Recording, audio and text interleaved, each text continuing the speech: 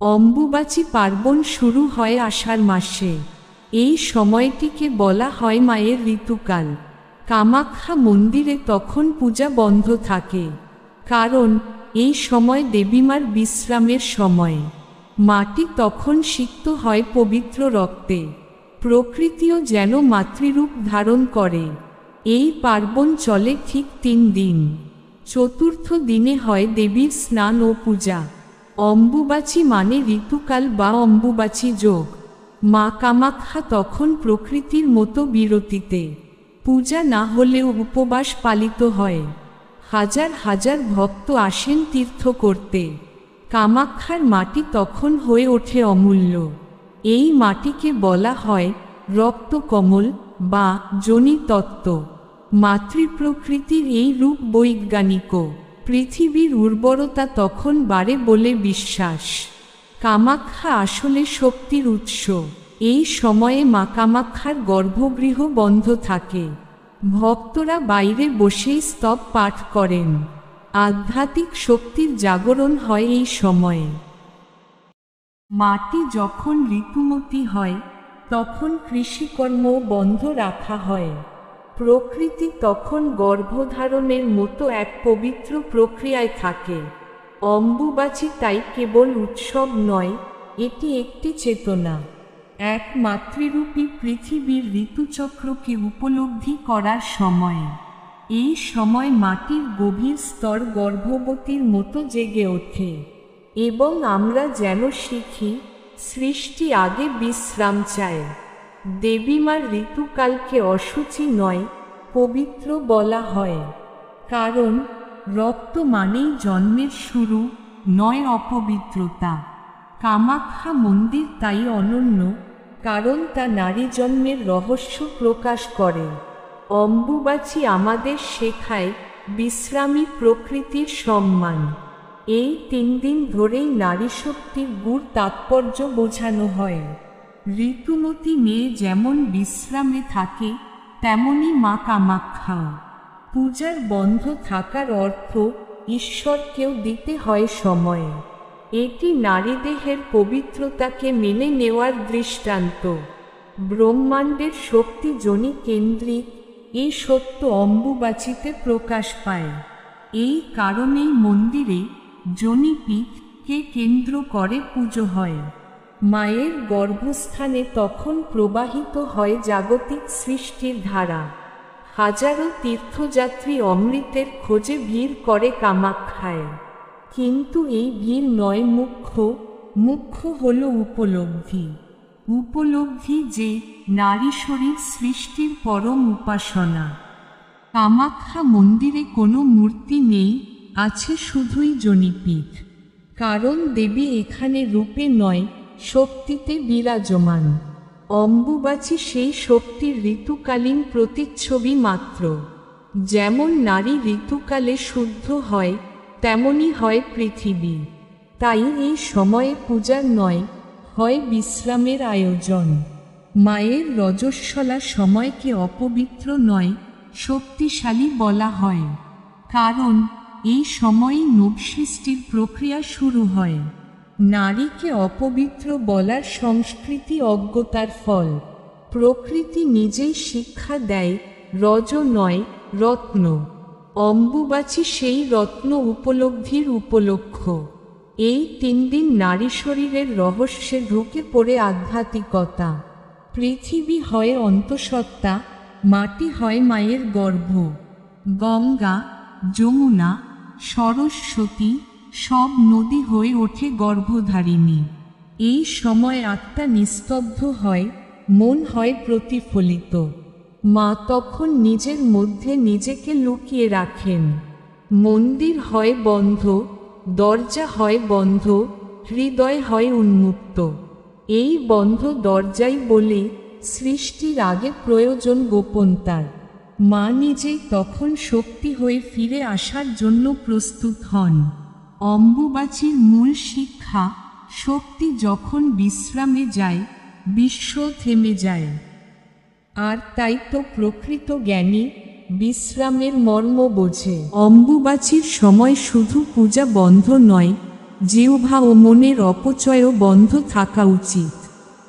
অকারণে বিতর্ক নয়, প্রয়োজন নীরব আত্মমন্থনের। এই 3 দিনে আমরা যেন শরীরের নয়, আত্মার সেবা করি। যারা নারীকে এই সময়ে তুচ্ছ করে, তারা শক্তির অপমান করে। রজ সময় কোনো অভিশাপ নয়, বরং তা সৃষ্টি উৎসবের প্রথম ধাপ। কামাখ্যার জনিপীঠ তাই শ্রদ্ধার প্রতীক, লজ্জার নয়। এই সময় যারা নারীকে ছোঁয়া থেকে বিরত থাকে, তারা মায়ের আধ্যাত্মিকতা বোঝেনি। সাবধান বন্ধু, রূপ নয়, রস নয়, গম্ভীর শক্তির কথা শোনো। এই শক্তি তোমার ভোগ নয়, উপলব্ধির বিষয়। যে নারী জীবনী শক্তি ধারণ করে, তার প্রতি অসম্মান মানে ঈশ্বরের প্রতি বিদ্রুপ। কামাখ্যা বলছেন, জ্ঞান না থাকলে নীরব থাকো, অপবিত্র বলার অধিকার কারণেই। তোমার পূজা বৃথা যদি মন শুদ্ধ না হয়। এই 3 দিনের বিশ্রামে যদি অন্তর্দৃষ্টি না আসে, তবে তুমি কেবল শরীর পূজক। সাবধান, যে শক্তিকে তুমি উপেক্ষা করো, সেই শক্তি একদিন ধ্বংস করতে পারে। অম্বুবাচী তাই শুধু উৎসব নয়, শিক্ষাও। আমাদের পরিবার, সমাজ, সংস্কৃতি সবই এক এক কামাখ্যা। যে সন্তান মাতৃশক্তিকে অপমান করে, সে নিজের শিকড় কেটে ফেলে। এই সময়ে নয়, সারা বছর নারী শক্তিকে শ্রদ্ধা করতে শেখো। শিব, বিষ্ণু, ব্রহ্মা সকলেই এই শক্তির উপাসক। আর আমরা যেন তাদের সেই শিক্ষা ভুলে না যাই। সাবধান, সাবধান, সাবধান। অম্বুবাচীর সময় প্রকৃতি যেন নিজেকে শুদ্ধ করে তোলে। যেমন নারী ঋতুমতী হলে বিশ্রাম প্রয়োজন হয়, তেমনি ধরিত্রীও বিশ্রাম নেন এই কালে। এই বিশ্রামকালে গর্ভদ্বার বন্ধ থাকে, তাই বিবাহ, গৃহপ্রবেশ বা কৃষি কাজ নিরুৎসাহিত। কারণ এই সময় শুচিতা ও শক্তির প্রবাহ রুদ্ধ থাকে। এই 3 দিন প্রকৃতির প্রতি শ্রদ্ধা ও কৃতজ্ঞতা জানানোই মূল লক্ষ্য। অনেকে মনে করেন, এই সময় প্রকৃতি অন্তর থেকে নবজীবনের প্রস্তুতি নেয়। অম্বুবাচী আমাদের শেখায়, শুদ্ধির আগে থেমে যেতে হয়, ধ্যান করতে হয়। গীতাতেও বলা হয়েছে, শ্রদ্ধা ভক্তিযুক্ত হও, না হলে কিছুই অর্জিত হয় না। এই 3 দিন আমরা নিজেকে শুদ্ধ করব, না দেখব গরিমা খুঁজে বাইরে। এই সময় শুধু বাহ্যিক নিষেধ নয়, অন্তরের বিশ্রামও প্রয়োজন। অনেকেই ভুলে যান, এই সময়টি জ্ঞান ও সংযমের অনুশীলনের সেরা সময়। ঠিক যেমন ধরিত্রী শক্তি সঞ্চয় করেন, তেমনি আমরাও যেন ভিতরের আলো জ্বালাই। অম্বুবাচী শুধু নারী শক্তির নয়, এটি আত্মশক্তিরও উৎসব। মনের কালিমা দূর করে হৃদয়কে নির্মল করার সময় এটি কোনো কুসংস্কার নয়, বরং বিজ্ঞানের গভীর প্রতিচ্ছবি। আধুনিক মন যা বুঝতে না পারে, তা অন্ধকার নয়, গভীর আলো। এই উৎসব আমাদের পরিচয় করিয়ে দেয় মাতৃত্বের মমতা ও প্রকৃতির ছন্দের সাথে। আমরা যদি এই ছন্দে নিজেকে মিলিয়ে দিই, জীবন হবে শান্তিময়। তাই এই সময়টিকে অস্বীকার নয়, বোঝা, অনুভব ও শ্রদ্ধা করা উচিত। অম্বুবাচী আসলে আত্মশক্তির নিঃশব্দ আহ্বান। শুনতে পারছো কি তুমি? অম্বুবাচীর সময় বিশেষভাবে করণীয় কাজগুলো, যে 15টি কাজ সকলেরই করা অত্যন্ত প্রয়োজন। 1. অম্বুবাচীর সময় প্রাণী হত্যা মহাপাপ। 2. হাঁস, মুরগি, মাছ, ছাগল এসব ভক্ষণ এই সময় সর্বনাশ ডেকে আনে। 3. অন্তঃসত্ত্বা নারীরা যেন কোনো রক্তপাত না করেন। 4. গর্ভবতী মায়েরা যদি জীব হত্যা করেন, সন্তান বোবা, অন্ধ হতে পারে। 5. শুধু ভোগ নয়, ভবিষ্যতের দিকেও চোখ রাখতে হবে। 6. মাছ মাংস নয়, ফল মূল দুধই হোক অম্বুবাচীর পবিত্র আহার। 7. প্রতিটি প্রাণের মধ্যেই মা বিদ্যমান, হত্যা মানেই মায়ের অপমান। 8. সন্তান যেন নিষ্কলঙ্ক হয়, এজন্য মাকে রক্তহীন রাখতে হয়। 9.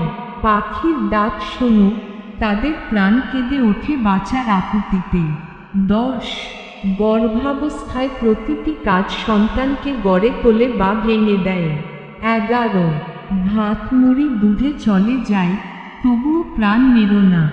12. খোরা, বিকলাঙ্গ, মানসিক প্রতিবন্ধী সন্তানের অনেক কারণ থাকে। 13.